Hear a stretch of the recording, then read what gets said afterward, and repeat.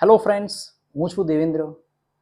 મિત્રો, તમે 1980-90ના સમયગાળા દરમિયાન કોઈ પણ એક્શન મૂવી, હિન્દી મૂવી જુઓ તો તમને એમાં હીરો અને વિલનનો કોઈ પણ એક સીન જોઈ લો તો તમને આઈડિયા આવી જશે કે એ સીનની અંદર હીરો વિલનને અચૂક એક ડાયલોગ તો સંભળાવે છે કે મેં તુझे મિટ્ટી में मिला दूंगा. તો મિત્રો, મિટ્ટી ત્યાંથી ચાલુ થઈ હજી સુધી આપણે આગળના આગળ છે. તો મિત્રો, આજનો ટોપિક છે, તમે હેડિંગ જોયું હશે, શીર્ષક જોયું હશે. આજનો ટોપિક છે માટીકામ કલા. તો શરૂ કરીએ. મિત્રો, માટીને ઇંગ્લિશમાં આપણે કહીએ છીએ ક્લે. અને માટીકામ કલા વિશે આપણે શું જાણવું જોઈએ? તો મિત્રો, માટીકામ કલાની અંદર આપણે શરૂઆતમાં તો એવું કહી શકીએ કે આપણા જન્મથી લઈને મૃત્યુ સુધીની જે આખી યાત્રા છે એ માટી જોડે સંકળાયેલી છે. ચલો, મૃત્યુ તો આપણે પાછળ રાખીએ, પણ જન્મથી લઈને મૃત્યુ વચ્ચેનો જે સરસ મજાનો સમયગાળો છે કે જેમાં આપણે આનંદ પ્રમોદ કરીએ છીએ. સ્પેશિયલી આજના સમયગાળા દરમિયાન આપણે બધા ફૂડ સેન્ટ્રિક થઈ ગયા છીએ. તો એ જે ફૂડ છે, જૂના સમયની અંદર વિચારો, ધાતુઓની શોધ તો હમણાં થઈ છે. એ હમણાંના આપણે 100 વર્ષ 200 વર્ષ ગણી શકીએ, 50 વર્ષ 60 વર્ષ. પણ એ પહેલાં તો મિત્રો, એ પહેલાં રસોઈ બનાવવા માટે માટીના વાસણોનો ઉપયોગ થતો હતો. તમારા ઘરના જેટલું બી સરસ મજાનું લિક્વિડ પ્રવાહી આપણે જે બનાવીએ છીએ દૂધમાંથી, દૂધ, દહીં, ઘી, માખણ, આ બધું જ માટીના વાસણોમાં સાચવવામાં આવતું. ઇવન તમારી જે રસોઈ છે માટીના વાસણોમાં થતી. ઘણા બધા સાધનો માટીથી બનેલા જે આપણે પહેલાં વાપરતા, હજી બી વાપરીએ છીએ. આજ બી ચેક કરો, જોરદાર ઉનાળો હોય તો બી ઘણા બધા લોકો એવા છે કે જે ફ્રીજની જગ્યાએ માટલામાંથી પાણી પીવાનું પસંદ કરે છે. તો એવા કયા સાધનો છે?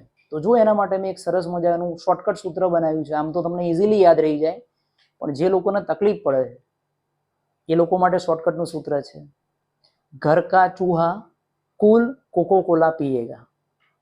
તો જો દરેક શબ્દ, જે આખું વાક્ય બોલ્યું એમાં દરેક શબ્દનો જે પહેલો અક્ષર છે એ તમારા સાધનને દર્શાવે છે.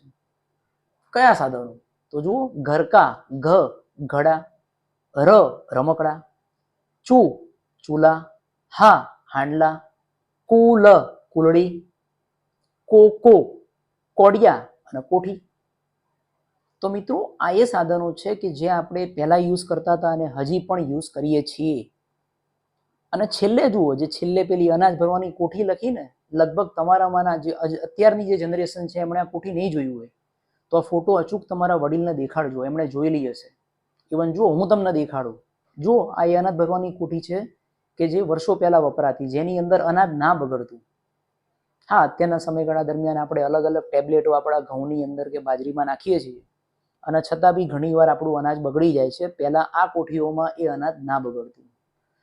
તો મિત્રો, આ તો વાત થઈ આપણા ઘરની અંદર આપણે શું યુઝ કરીએ છીએ એ માટીના પાત્રોની, કે જે આપણે પહેલાં યુઝ કરતા હતા.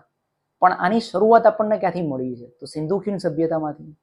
જુઓ, 3 સરસ મજાના નગરો, મોહેંજો-દડો, લોથલ, હડપ્પા, આના અંદરથી જે અવશેષો આપણને મળ્યા છે, સ્પેશિયલી લાલ રંગના પવાલા, જેને આપણે કહીએ છીએ આપણી ભાષામાં ગ્લાસ. પવાલા શબ્દ બાળકો યુઝ કરતા હોય, તો લાલ રંગના ગ્લાસ મળેલા છે. એ સિવાય રકાબી, બરણી, આ બધું આપણને આ સભ્યતાઓમાંથી મળેલું છે. જ્યારે ખોદકામ થયું ત્યારે આપણને સૌથી પહેલાં અથવા તો વારાફરતી આપણને આ માટીના બનેલા પાત્રો અંદરથી મળી આવ્યા છે. હવે વિચારો, હવે લેક્ચરનો એક એવો ભાગ શરૂ થાય છે કે જે છોકરાઓ જીપીએસસી, યુપીએસસી, ગૌણ સેવા પસંદગી મંડળ અને ધોરણ 10ના વિદ્યાર્થીઓ માટે તો ખાસ ટૂંકા સવાલો કે જે શોર્ટનોટમાં આવી જશે. તો મિત્રો જુઓ, સરસ મજાનો પહેલો સવાલ કે પ્રાચીન ભારતનું બનેલું સૌપ્રથમ માટીનું બનેલું યંત્ર કયું? તો જુઓ, સામે લખેલું છે કુંભારનો ચાકડો. મિત્રો, નોર્મલી આ સવાલ તમને સાદો લાગશે, પણ આ સવાલનો જવાબ બહુ જ મસ્ત છે. કુંભારનો ચાકડો એ ખરેખર આપણા પ્રાચીન ભારતનું, એન્શિયન્ટ ઇન્ડિયાનું પ્રથમ યંત્ર છે કે જે માટીમાંથી બન્યું. અને માત્ર એ નહીં, એના નીચે જુઓ, એક શબ્દ સરસ મજાનો આપેલો છે કે જેની અંદર આપણે શબ્દ યુઝ કરીએ છીએ, ગરબો. તમારામાંના ઘણા બધા લોકોને મનમાં એવું થતું હશે, ગરબો એટલે આપણે જે ગોળ ગોળ જે ગરબા ગઈએ એ. બટ ખરેખર એ ગરબા છે. ગરબો શું છે? તો એક માટીનો ઘડો લઈ લો, ઘણા બધા કાણા પાડ દો અને વચ્ચે દીવો મૂકી દો. તો આ જે આખું સ્ટ્રક્ચર તૈયાર થયું એને આપણે કહીએ છીએ ગરબો. મોસ્ટલી આપણા ગુજરાતની અંદર જ્યારે બી આસો મહિનાની અંદર જે આપણી નવરાત્રિ આવે છે એમાં આઠમના દિવસે આપણે આપણી માનતા પૂરી કરવા માટે આ ગરબા મૂકવા માટે મંદિરમાં જઈએ છીએ. આ એ જ ગરબો છે. તો યાદ રહ્યું, વોટ ઇઝ ગરબો? ગરબો શું છે? તો માટીનો ઘડો, અંદર ઘણા બધા હોલ્સ, કાણા, અને વચ્ચે દીવો જ્યારે મૂકીએ છીએ તો એ બની જાય છે ગરબો.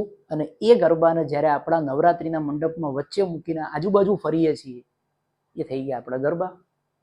તો મિત્રો, આ વાત થઈ સરસ મજાના બે ટૂંકા સવાલોની. એ સિવાય આપણને શું જાણકારી હોવી જોઈએ માટીકામ કલા વિશે? ઇન્ડિયા શેના માટે ફેમસ છે? તો ઇન્ડિયા ફેમસ છે એની કાચી માટી માટે. ઇવન કાચી માટીમાંથી પકવેલા વાસણો માટે, જેને આપણે ટેરાકોટા કહીએ છીએ. ફરીથી સરસ મજાનો સવાલ, ટૂંકો સવાલ, ધોરણ 10 જીપીએસસી ગૌણ સેવા પસંદગી મંડળ યુપીએસસી માટે. ટેરાકોટા, ટેરાકોટા શું છે? કાચી માટીમાંથી પકવેલા વાસણો માટે આ શબ્દ આપણે યુઝ કરીએ છીએ, ટેરાકોટા. એ સિવાય શું છે? તો એ સિવાય અંતિમ ભાગ. તો અંતિમ ભાગ છે આપણા ભારતમાં એવી કઈ ખાસ જગ્યાઓ છે કે જ્યાંથી માટીના બનેલા વાસણો આપણને મળી આવેલ છે? તો મિત્રો, આંધ્રપ્રદેશમાં એક જગ્યા છે નાગાર્જુન કોંડા. નાગાર્જુન કોંડા જે અમરાવતીની બાજુમાં છે. એ ફેમસ છે માટીના બનેલા વાસણો માટે. એ સિવાય નાગાર્જુન કોંડા ફેમસ છે, આપણી ચોપડીમાં નહીં આપેલું, એ ફેમસ છે એમના બુદ્ધિસ્ટ જે ટેમ્પલ્સ છે, બુદ્ધિસ્ટ જે મોનેસ્ટ્રી છે એના માટે ફેમસ છે. એ સિવાય આપણા ગુજરાતમાં શું? તો આપણા ગુજરાતમાં મહેસાણા જિલ્લામાં આપણા ગોઝારિયા અને આંબલિયાસણની વચ્ચે એક સરસ મજાની જગ્યા આવેલી છે, લાગણજ. જો નામ લખેલું છે. તો એ લાગણજ પણ આ માટીના બનેલા વાસણો માટે ફેમસ છે.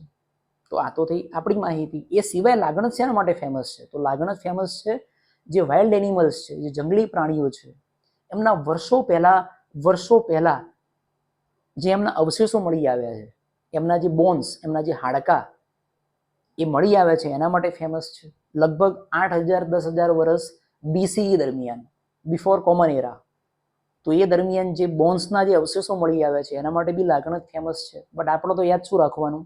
માટીના બનેલા વાસણો માટે. તો મિત્રો, આ છે આપણી માટીકામ કલા, કે જ્યાં શરૂઆત થઈ હતી જન્મથી મૃત્યુ સુધી, અને છેલ્લે આપણે પહોંચી ગયા લાગણજ સુધી. તો જો આના પછી સરસ મજાના તમારા માટે એમસીક્યુ મૂકેલા છે, તો એમસીક્યુની મજા લો, આન્સર આપો. અને આના પહેલાં સરસ મજાના વિડીયો વણાટકામના આવી ગયા છે. એ સિવાય ભરત ગૂંથણ કલાનો વિડીયો આવી ગયો છે, તો એની પણ મજા લો. સબસ્ક્રાઈબ કરો સંજીવની એજ્યુકેશનને.